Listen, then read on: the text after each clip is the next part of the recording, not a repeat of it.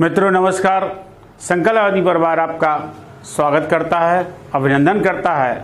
आप निरंतर चरमोत्कर्ष प्राप्त करें, आप निरंतर जो है प्रगति के पथ पर चलें, ऐसी भावना के साथ जो है हम लोग प्रयास कर रहे हैं और आप भी इस प्रयास में हमारा साथ दें तो निश्चित है आप उस मुकाम को प्राप्त कर लेंगे जिसके लिए आप और हम पसीना बहा रहे हैं। तो इसी को दृष्टिगत रखते हुए हमने आपको जो है सिंधु घाटी सभ्यता के विषय में बता रहे थे, वही टॉपिक चल रहा था। अभी तक जो आपको बताया गया, सिंधु घाटी सभ्यता की उद्भव बताया गया, काल बताया गया, खोज बताई गई, विस्तार बताया गया और उसकी विशेषताएं बताएंगी।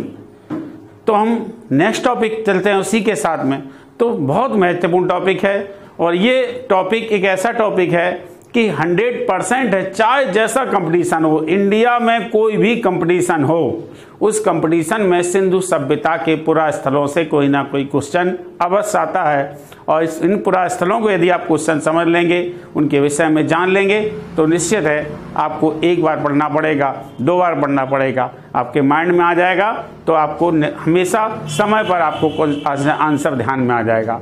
तो हम आपको जो आज टॉपिक है वो है सिंधु सभ्यता के अंतर्गत जो प्रमुख पुरा स्थल हैं उनके विषय में बताया जा रहा, अर्थात सिंधु घाटी सभ्यता के प्रमुख पुरा स्थल।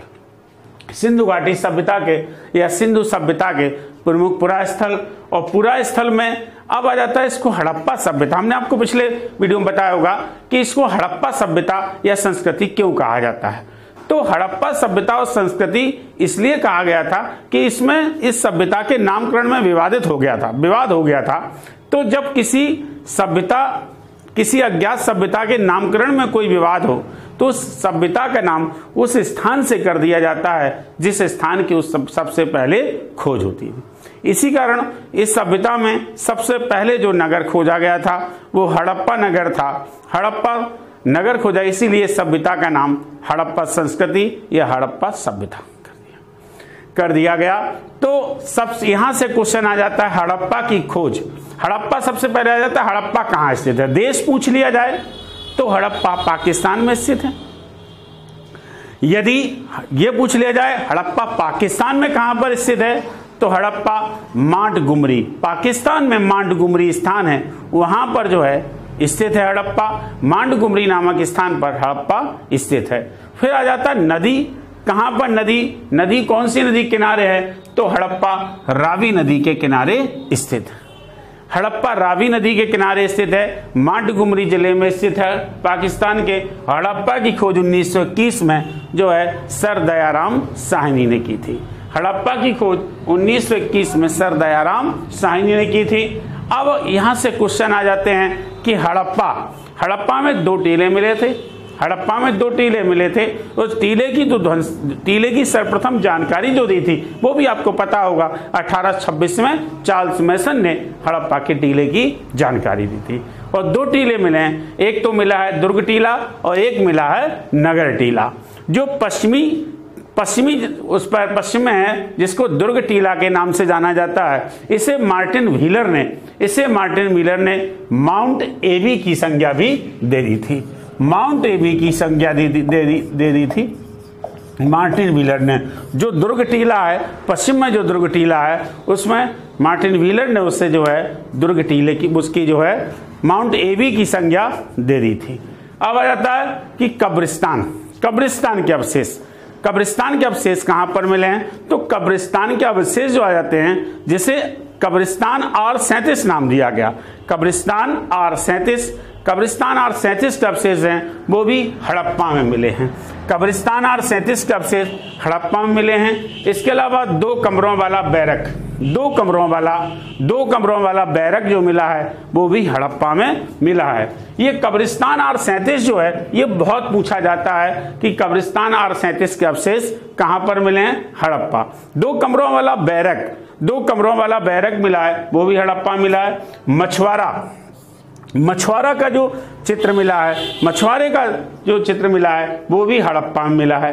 शंख का बना बैल वो भी हड़प्पा में मिला है।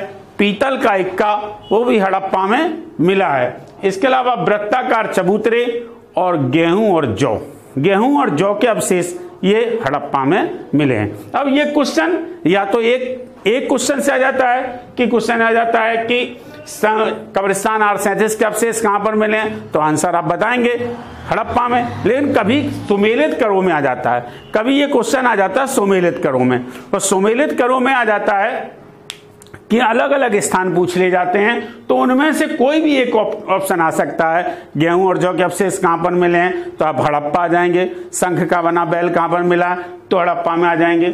अच्छा, पीतल का इक्का कहां पर मिला है, तो हड़प्पा आ जाएगा। इसके अलावा कब्रिस्तान R37 के अवशेष कहां पर मिले हैं, तो हड़प्पा मिले हैं। हड़प्पा के टीले की जानकारी सर्वप्रथम जो दी वो आपकी चार्ल्स मैसन ने हड़प्पा की टीले की जानकारी दी थी। हड़प्पा की खोज किसने की थी, सर दयाराम साहनी ने 1921 में हड़प्पा की खोज की थी। और मांडगुमरी जिले में स्थित है, पाकिस्तान के मांडगुमरी जिले में स्थित है हड़प्पा, और रावी नदी के तट पर स्थित है। और नेक्स्ट हम स्थान पर जब चलते हैं तो हड़प्पा के बाद आपका आ जाता है मोहनजोदड़ो। हड़प्पा के बाद मोहनजोदड़ो। क्वेश्चन यहां से आ जाता है कि मोहनजोदड़ो का शाब्दिक अर्थ क्या है। मोहनजोदड़ो का शाब्दिक अर्थ क्या है, मोहनजोदड़ो का शाब्दिक अर्थ जो है वो मृतकों का टीला है। मोहनजोदड़ो का शाब्दिक अर्थ जो है वो मृतकों का टीला कहा जाता है। और कहीं से क्वेश्चन बन जाता है कि मोहनजोदड़ो कहां पर स्थित है। ये स्वाभाविक है कि पाकिस्तान में ये मोहनजोदड़ो पाकिस्तान में है। और इसकी खोज 1922 ईस्वी में राखालदास बनर्जी ने की थी। 1922 ईस्वी में डॉक्टर राखालदास बनर्जी ने, RD बनर्जी ने इसकी खोज की थी। और यह जो है पाकिस्तान के लरकाना जिले में जो है सिंधु नदी के किनारे स्थित है। अब यहां से क्वेश्चन आ जाता है कि हड़प्पा सभ्यता की दो जुड़वां राजधानी किन्हें कहा जाता है।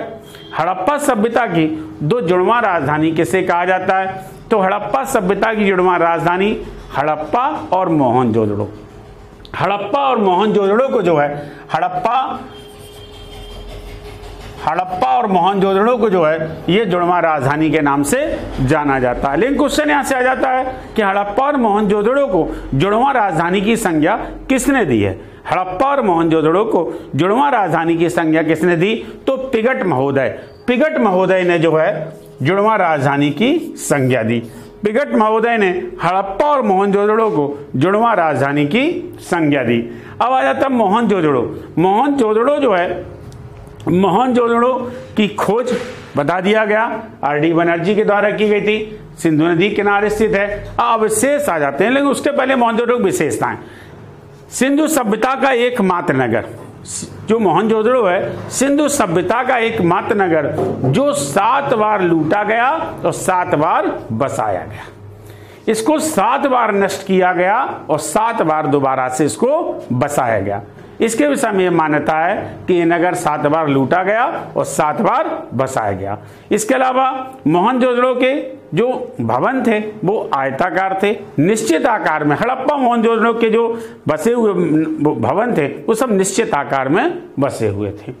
अब मोहनजोदड़ो से मिलता क्या है, पुरोहित की मूर्ति मिलती है और योगी की मूर्ति है। क्वेश्चन आ रहा है सिंधु सभ्यता की दो कौन सी मूर्तियां हैं जो मोहनजोदड़ो में, दो कौन सी प्रस्तर मूर्तियां हैं जो मोहनजोदड़ो में मिली हैं।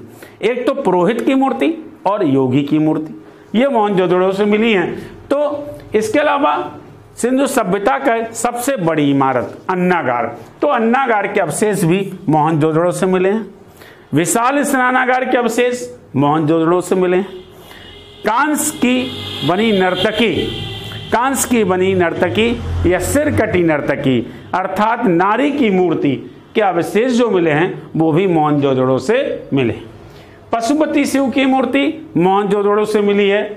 सूती कपड़े के अवशेष, ये बहुत पूछ लिया जाता है क्वेश्चन, सूती कपड़े के अवशेष कहां से मिले हैं, तो सूती कपड़े के अवशेष जो मिले हैं वो भी मोहनजोदड़ो से मिले हैं। हाथी का कपालखंड जो मिला है वो भी मोहनजोदड़ो से मिला है। इसके अलावा महाविद्यालय भवन मोहनजोदड़ो से मिला है। तो मोहनजोदड़ो के विषय में हमने आपको यहाँ तक जानकारी दी है, आपको समझ में आ गया होगा। मोहनजोदड़ो का शाब्दिक अर्थ क्या है? आपका मृतकों का टीला। मोहनजोदड़ो का शाब्दिक है मृतकों का टीला। कौन सी नदी के किनारे है? सिंधु नदी के किनारे स्थित है। इसकी खोज किसने की? 1922 में डॉक्टर राखालदास बनर्जी ने 1922 में की। इसके अलावा इसे जो है मोहनजोदड़ो हड़प्पा को जुड़वा राजधानी किसने कहा? पिगट महोदय ने जुड़वा राजधानी कहा। इसके अलावा कौन सा नगर है जो 7 बार लूटा गया, 7 बार बसाया गया? तो वो कौन सा हो जाएगा? मोहनजोदड़ो। इसके अलावा मोहनजोदड़ो के जो नगर थे वो के आयताकार, भवन जो थे वो आयताकार थे और निश्चित आकार में बसे हुए थे। और अब कहा जाता है मोहनजोदड़ो में जो मिले हैं बृहद स्नानागार के अवशेष मिले हैं, अन्नागार के अवशेष मिले हैं और पुरोहित योगी की मूर्ति बनी मिली है, कांस की बनी नर्तकी की मूर्ति मिली है। इसके अलावा जो है महाविद्यालय भवन मिला है और आ जाता हाथी का कपाल खंड मिला है। ये सारे जो हैं वो आपके मोहनजोदड़ो में पुरातात्विक अवशेष मिले हैं। इसके बाद हम नेक्स्ट चलते हैं। तो मोहनजोदड़ो के बाद जब हम चलेंगे तो मोहनजोदड़ो के बाद आपका आ जाएगा लोथल। ये भी भारतीय पुरास्थल है। लोथल बहुत महत्वपूर्ण पुरास्थल है और सिंधु सभ्यता में 2 ही बंदरगाह मिले हैं। सिंधु सभ्यता में 2 ही बंदरगाह मिले हैं। एक तो आपको मिला है एक तो अफगानिस्तान में वो आ जाता आपका सुतकांगेडोर और दूसरा आपका आ जाता भारत में वो है लोथल। अब लोथल की खोज जब पूछा जाए तो लोथल की खोज SR राव ने 1957 में की थी। लोथल की खोज 1957 में SR राव ने की थी। लोथल गुजरात में स्थित है और आ जाता है कि गुजरात में कौन सी नदी के तट पर है? तो आपका भोगवा नदी के तट पर लोथल बसा हुआ है। भोगवा नदी के तट पर लोथल बसा हुआ है। तो आपका आ जाता है लोथल से किस किस के अवशेष मिले हैं? तो एक तो स्वाभाविक है सीधा बंदरगाह के अवशेष। बंदरगाह के अवशेष कहां पर मिले हैं? लोथल से मिले हैं। भारत में एकमात्र पुरास्थल जो सिंधु सभ्यता में बंदरगाह के अवशेष मिले हैं। तो आपका क्या आ जाएगा? लोथल। क्वेश्चन आ जाता है गोदीवाड़ी की संज्ञा किसे की जाती है? गोदीवाड़ी की संज्ञा किसे दी जाती है? तो आपका आ जाएगा लोथल।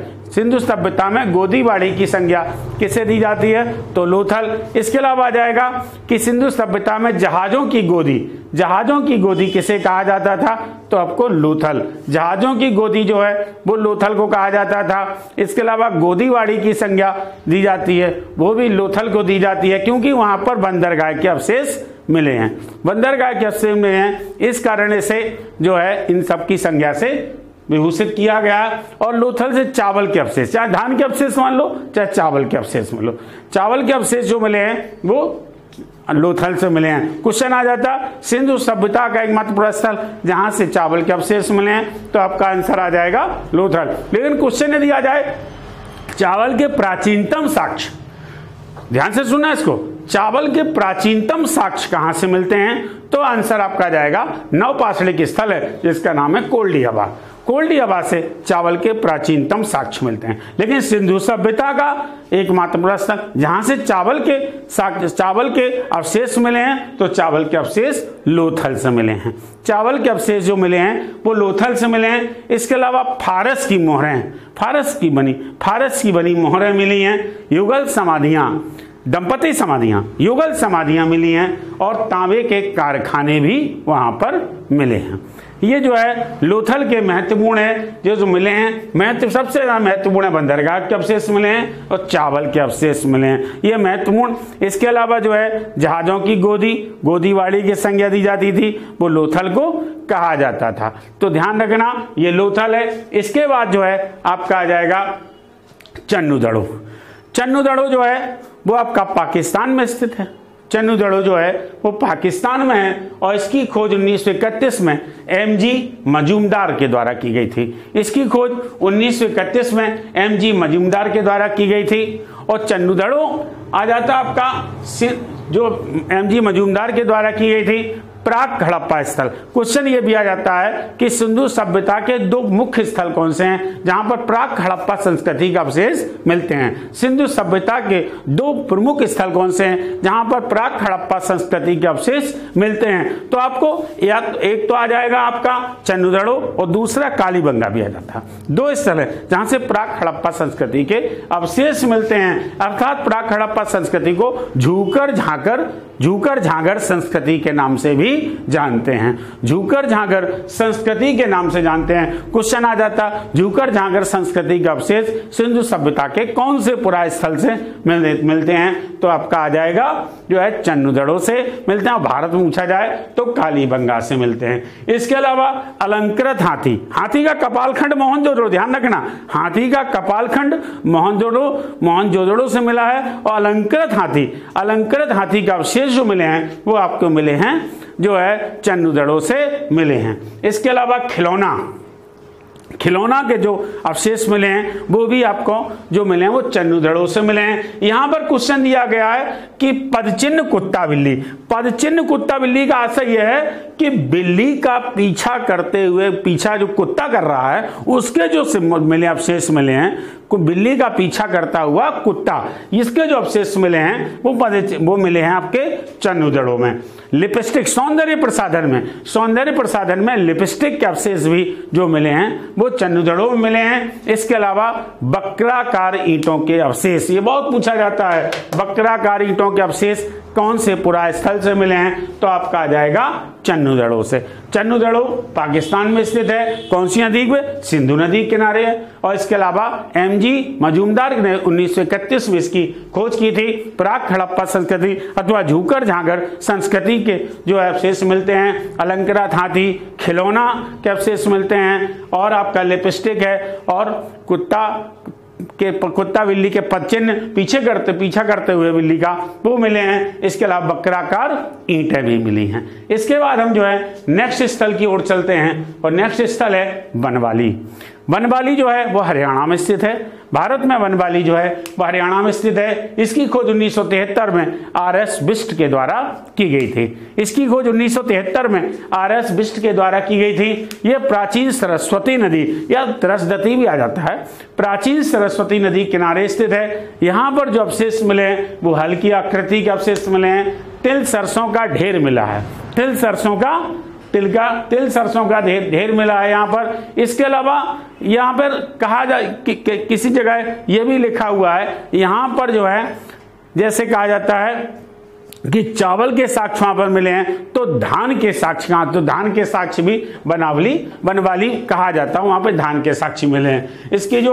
इसके बाद जो है हमने सुरकोटदा, ये बहुत महत्वपूर्ण स्थल है। सुरकोटदा गुजरात में स्थित है, और गुजरात की खोज जो की थी वो जगपति जोशी ने 1964 में की थी। 1964 में जगपति जोशी ने की थी सुरकोटदा की खोज। इसका एक सबसे महत्वपूर्ण क्वेश्चन, सबसे बेस्ट क्वेश्चन है कि हड़प्पा सभ्यता में घोड़े की हड्डियों के अवशेष कहां से मिलते हैं। हड़प्पा सभ्यता में एक्चुअली घोड़े के प्रयोग से तो अपरिचित थे हड़प्पा सभ्यता के लोग, लेकिन घोड़े की हड्डियों के अवशेष मिले हैं, तो घोड़े की हड्डियों के अवशेष जो मिले हैं वो सुरकोटदा से मिले हैं। सुरकोटदा से घोड़े की हड्डियों के अवशेष मिले हैं, तो वनवाली से हल्की आकृति, तिल सरसों का ढेर, और सुरकोटदा से जो है घोड़े की हड्डियों के अवशेष मिले हैं। तो नेक्स्ट इसके बाद जो है हम चलें, इसके बाद जो हम कालीबंगा, बहुत महत्वपूर्ण स्थल है, यहाँ से भी बहुत क्वेश्चन कालीबंगा से। कालीबंगा जो है वो राजस्थान में स्थित है, भारत में राजस्थान प्रांत है, वहाँ कालीबंगा स्थित है। और कालीबंगा जो है वो घग्गर नदी के तट पर है, घग्गर नदी के किनारे बसा हुआ है। इसकी खोज ए घोष ने 1953 में की थी। ए घोष ने 1953 में इसकी खोज की थी। अब आ जाता है अग्निकुंड के अवशेष। अग्निकुंड के अवशेष आ जाता है तो कालीबंगा में मिले हैं। हवन कुंड के अवशेष तो कालीबंगा में, चाहे अग्निकुंड मान लो, चाहे हवन कुंड मान लो, चाहे आपका जो हवन कुंड के अवशेष वो भी कालीबंगा में मिले हैं। हवन कुंड के अवशेष कालीबंगा में मिले हैं। जुते हुए खेतों के साक्ष्य जो मिले हैं वो भी कालीबंगा में मिले हैं। जुते हुए खेतों के साक्ष्य कालीबंगा में। इसके अलावा जो है कच्ची ईंटों के घर, कच्ची ईंटों के घर जो मिले हैं वो भी कालीबंगा में मिले हैं। बेलनाकार मोहरें मिली हैं, ईंटों से निर्मित चबूतरे मिले हैं। ये बहुत क्वेश्चन यहाँ से आ जाते हैं कालीबंगा से। मुख्य क्वेश्चन ये अग्निकुंड और जुते हुए खेतों के साक्ष्य ये कालीबंगा से मिले हैं। बाकी पूछे जा सकते हैं कच्ची ईंटों के घर, बेलनाकार मोहरें, ईंटों से निर्मित चबूतरे, ये सब जो हैं वो कालीबंगा से मिले हैं। तो ध्यान रखना कालीबंगा जो है वो राजस्थान में स्थित है। यहाँ से अग्निकुंड के अवशेष मिले हैं, जुते हुए खेतों के साक्ष्य मिले हैं और ये प्राक हड़प्पीय स्थल भी से माना जाता है। और आपका कच्ची ईंटों के घर मिले हैं, बेलनाकार मोहरें मिली हैं। तो ये आपको कालीबंगा, और कालीबंगा के बाद जो है नेक्स्ट आपका स्मरणीय तथ्यों के विषय में बताएंगे। स्मरणीय तथ्यों में बहुत सारे क्वेश्चंस आ जाते हैं, बहुत मिक्स क्वेश्चंस आ जाते हैं। आपका आ जाता है सिंधु सभ्यता की सबसे विशालतम बस्ती कौन सी थी? सिंधु सभ्यता की सबसे विशालतम बस्ती कौन सी थी? तो आपका एक आ जाता है जो है हरियाणा में एक स्थान है धौलावीरा। धौलावीरा जो है वो हरियाणा में स्थान है, जिसकी खोज 1991 में आर.एस. बिष्ट के द्वारा की गई थी। जिसकी खोज 1991 में आर.एस. बिष्ट के द्वारा की गई थी। सबसे विशालतम बस्ती है धौलावीरा।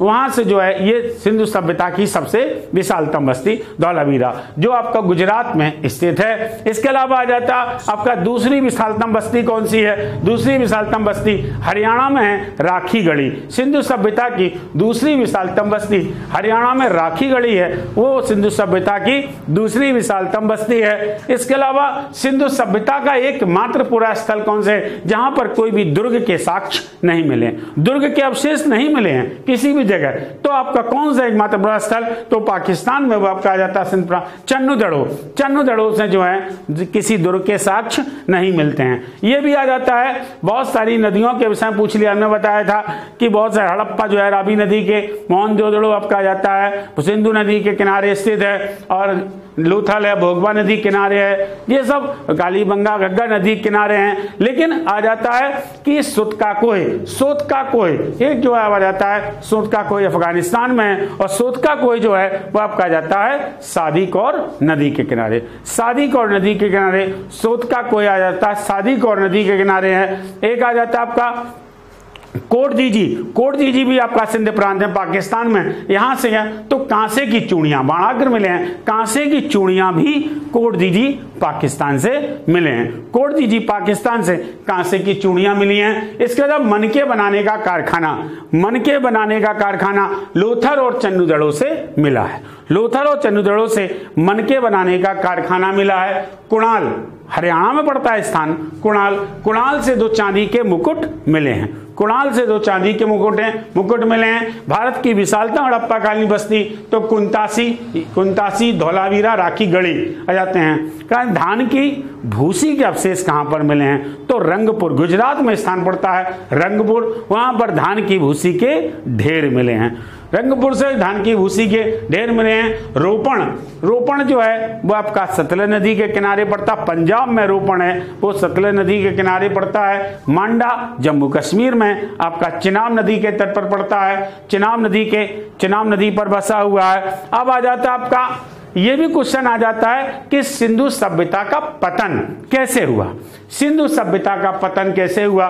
तो सिंधु सभ्यता का पतन आ जाता है अलग अलग विद्वान, वैसे तो एक सामान्य मान्यता है कि प्राकृतिक आपदाओं से भी पतन हो माना जाता है इनका, और इसके अलावा कोई व्यवस्था खराब हो गई थी, उनकी संचालन सही नहीं था, इस कारण भी उनका पतन माना जाता। लेकिन अलग अलग विद्वानों ने सिंधु सभ्यता के पतन में अलग अलग मत दिए। जैसा कहा जाता बाह्य आक्रमणों से सिंधु सभ्यता का पतन हो गया, अर्थात आर्यों के आक्रमण से सिंधु सभ्यता का पतन हो गया। तो आपका जाता गार्डन चाइल्ड, ये मत जो दिया वो कई और लोगों ने दिया है, लेकिन मुख्य रूप से गार्डन चाइल्ड ने कहा है कि सिंधु सभ्यता का पतन जो हुआ वो बाह्य आक्रमणों से अथवा आर्यों के आक्रमण से सिंधु सभ्यता का पतन हो गया। सर जॉन मार्शल कहते हैं ये प्रशासनिक शिथिलता हो गई थी, उनका प्रशासन सही तरह से नहीं चल पाया था, इस कारण आपस में संघर्ष हो गया और इस कारण उनका पतन हो गया। तो प्रशासनिक शिथिलता के कारण जो सिंधु सभ्यता का पतन बताते हैं तो वो आपका जाता है जॉन मार्शल, और कैनेडी जो बताते हैं वो प्राकृतिक आपदा के कारण बताते हैं। प्राकृतिक आपदा आई, उससे सिंधु सभ्यता का पतन हो गया।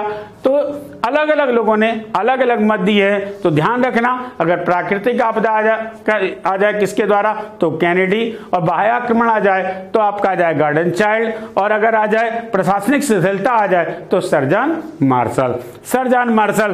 तो हमने आपको सिंधु सभ्यता का पूरा ब्यौरा बता दिया है, सिंधु सभ्यता की स्टार्टिंग से लेकर पूरा अंत तक हमने बता दिया है। अब बस थोड़ी देर जो है पूरे स्टार्टिंग से लेकर बड़ा जल्दी से आंसर देना पड़ेगा, जितने क्वेश्चन का आंसर दे पाओ। एक बार लास्ट रिवीजन है सिंधु सभ्यता का, वो समझ लेना, और जो है वो रिवीजन आप बहुत मन से आंसर देना और समझना, आंसर को जो है गति से आंसर देने का प्रयास करना। अब हम स्टार्ट से बिल्कुल चलते हैं, तो तैयार हैं, तैयार रहना। अब आप जो है क्वेश्चन आपके सामने पेश किया जाता है, क्वेश्चन आपके सामने आ जाता है, बिल्कुल स्टार्टिंग से चलते हैं। क्वेश्चन आपके सामने आ जाता है कि सिंधु सभ्यता, सिंधु घाटी सभ्यता को सिंधु सभ्यता का नाम किसके द्वारा दिया गया, तो आंसर तो आ ही जाएगा, बिल्कुल वेरी गुड, सही आंसर आया, सर जॉन मार्शल के द्वारा जो है सिंधु घाटी सभ्यता को सिंधु सभ्यता का नाम दिया गया। फिर क्वेश्चन नेक्स्ट आ जाता, सिंधु सभ्यता के मूल निवासी कौन से थे, सिंधु सभ्यता के मूल निवासी कौन से थे।